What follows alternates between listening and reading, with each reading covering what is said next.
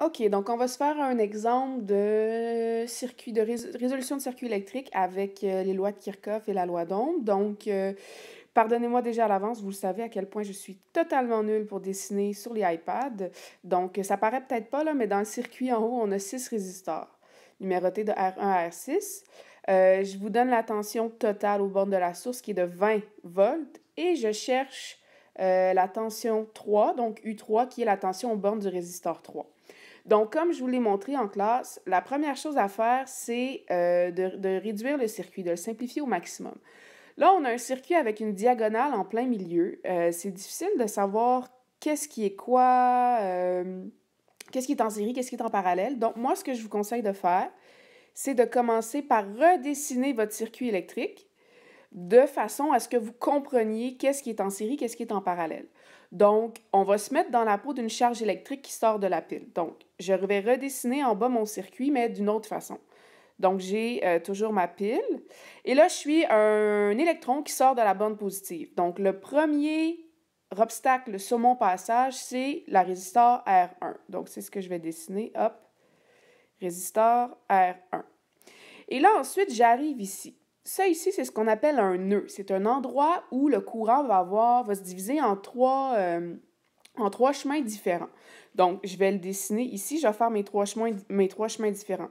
1, 2, 3. Si je passe par en haut, les résistors qui vont être sur mon chemin vont être R2 et après R3. Donc, je vais les dessiner R2 et après R3. Voilà. Si je décide de passer au milieu, comme ça ici, ben ce que je vais avoir sur mon chemin, ça va être le résistor R5. Donc, je vais faire R5. Et si je décide de passer de l'autre côté, ben je vais avoir sur mon chemin le résistor R6. Donc, ça me fait mes trois chemins pour le passage du courant électrique. Je passe par R2, par R3, et là, j'arrive ici. C'est un autre nœud, si vous voulez, sauf que cette fois-là, le courant ne va pas se diviser, mais le courant va plutôt se remettre ensemble. Donc, tout le courant qui est passé par R2, R3 et le courant qui est passé par R5 au centre va se rejoindre à ce point-là ici. Donc, il faut que ça apparaisse sur mon dessin. Donc, je vais faire que mes deux branches se rejoignent comme ça ici. Et là, ensuite, le courant qui est passé dans R2, R3 et le courant qui est passé dans R5 va ensemble passer par un autre obstacle qui est R4. Donc, je vais mettre R4 ici. Et après ça, tout ce beau monde-là rejoint le courant qui est passé dans R6. Et ensuite, on retourne à la pile. Donc, finalement, là, je vous le répète, je n'ai pas simplifié mon circuit. Tout ce que j'ai fait, c'est que j'ai redessiné mon circuit de sorte que je comprenne mieux qu'est-ce qui était en parallèle, qu'est-ce qui était en série. Donc, là, ici, c'est facile de voir qu'est-ce qui est en parallèle, qu'est-ce qui est en série. Donc, je vais le redessiner sur l'autre page. Ce ne sera pas très long. OK, et là, donc, là, ce que je peux faire, c'est regrouper les résistors qui sont branchés de la même façon ensemble pour que je m'arrange pour avoir à la fin un seul résistor. Donc là, R2 et R3 qui sont ici, je peux voir qu'ils sont en série. Donc, je les combine ensemble pour former le résistor R7. Donc, je redessine mon circuit. Hop, oups. Donc, je fais mes chemins. Donc, j'ai R7 en haut. R5 qui n'a pas changé, qui est au milieu. R6. R4.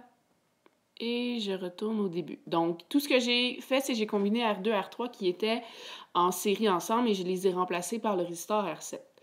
Ensuite, si je regarde dans mon schéma que je viens de dessiner, R7 et R5, qui sont ici, sont en parallèle. Donc, je les combine ensemble pour former le résistor R8.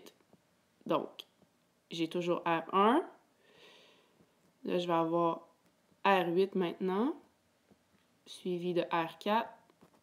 J'ai toujours mon R6 auquel je n'ai pas touché. Et voilà.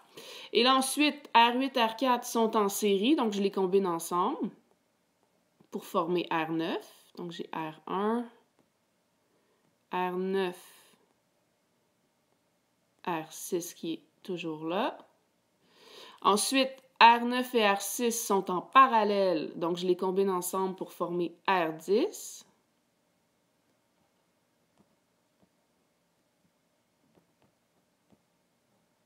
Et finalement, R1 et R10 sont en série, donc je les combine ensemble pour former R11. Donc, je suis partie avec 6 résisteurs au départ, et là, je me ramasse avec un circuit à la fin qui n'a qu'un seul résisteur R11 qui va prendre en compte toutes les valeurs des autres résisteurs. Donc là, une fois que ça c'est fait, je change de page. Tournez voir vos trucs là, pour vous aider. Ce que je vais me faire, c'est je vais me faire un beau tableau URI. Donc, hop, comme ça ici. Et là, je vais numéroter R1 à R11. Là. Donc voilà, j'ai mon tableau URI et là, je vais entrer les données qu'on me donnait au départ. Là, je ne les ai pas écrits sur le circuit de départ, mais normalement, on va vous donner les valeurs en ohm de tous les résisteurs. Donc ça va faire partie du problème. Donc, mettons 2, 3, 2, 2, 2, 2. Et là, ensuite, si on revient en arrière, vous vous souvenez, je vous ai donné la tension aux bornes de la source qui était 20 volts. Bien, ça correspond à la tension totale de votre circuit. Donc, où est-ce que je le mets dans le tableau? Bien, je vais le mettre vis-à-vis la résistance totale de mon circuit qui correspond en fait à R11. Donc, sous R11, pour le voltage, je vais aller mettre 20. Et là, je vais prendre un crayon d'une autre couleur. Je cherche la valeur de U3, si je me souviens bien. Donc, je vais aller encadrer la case ici pour chercher U3. Et là, moi, ce que je vous recommande de faire, c'est de commencer par trouver les valeurs de toutes vos résistances. R1 à R6, c'était des résistances qui étaient déjà dans votre circuit, donc c'est des valeurs qu'on vous donnait déjà. Par contre, R7, R8, R9, R10 et R11, c'est des résistances que vous avez créées en combinant ensemble d'autres résistances. Donc, en utilisant la troisième loi de Kirchhoff, vous allez trouver les valeurs de R7 à R11. Donc, je vous rappelle la loi de Kirchhoff, si les résistances sont en série, on fait juste additionner leurs valeurs. Si les résistances sont en parallèle, on additionne l'inverse de leurs valeurs. Donc, je vais faire ça quand même assez rapidement. Donc, je reviens. R7, c'était R2 et R3 en parallèle. Fait que R2 et R3, ils étaient en série, pardon. Fait que ça va donner 3 plus 2, ça fait 5. R8, c'était en parallèle. R8, c'était R7 et R5 en parallèle. Donc, on calcule. 1 divisé par 5 plus 1 divisé par 2. Ça fait 0,7. Et ensuite, on fait 1 divisé par 0,7 et on obtient 1,43.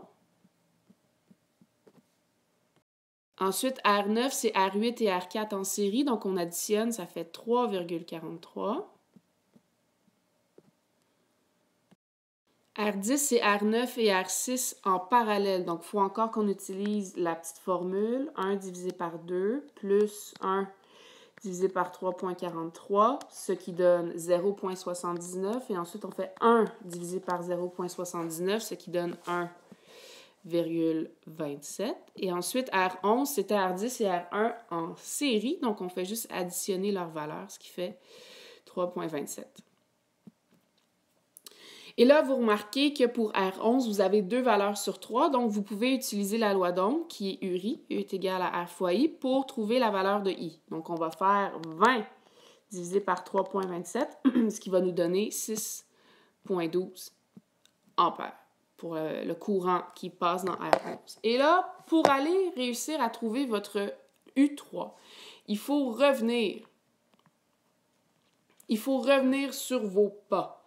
Donc, vous ne pouvez pas trouver U3 tout de suite là, en une étape. Il faut reculer tranquillement dans votre tableau. Donc, vous vous dites R11. R11, on a dit c'était quoi? C'était R1 et R10 qui étaient placés en série.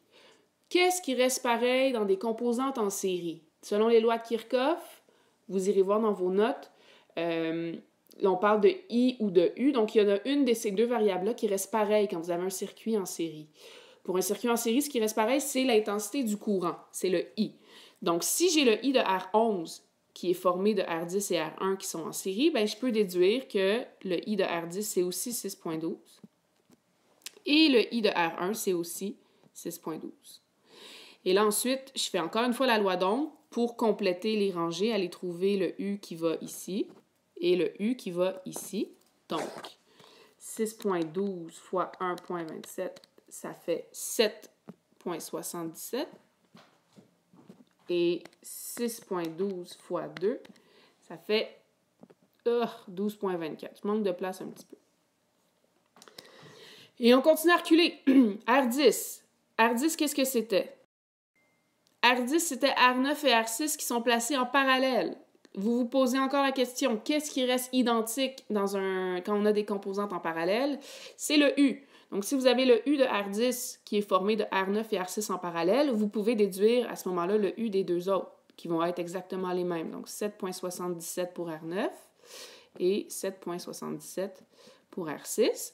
Et là, vous faites encore une fois URI pour aller chercher les valeurs manquantes. Donc, ça va me permettre de trouver le I ici qui est 2,27.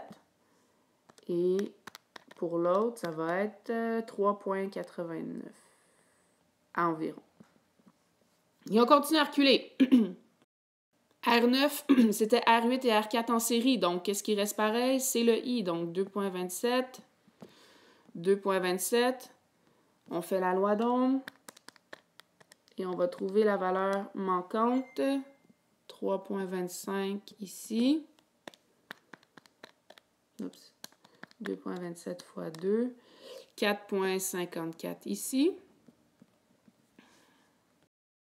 R8, c'est R7 et R5 en parallèle. Donc, ils ont le même voltage que R8. 3,25, 3,25. On fait la loi d'Ohm. 1,63. 0,65. Et R7, c'était R2 et R3 en série. Donc, ils vont avoir la même intensité de courant. 0,65, 0,65. Et là, vous voyez, hop, pour R3, j'ai deux données sur 3. Donc, avec la loi d'Ohm, encore une fois, je peux aller chercher le voltage. Donc, je fais 2 fois 0,65 et ça me donne 1,3. Donc, la réponse à la question ici, ça serait environ 1,3 volts.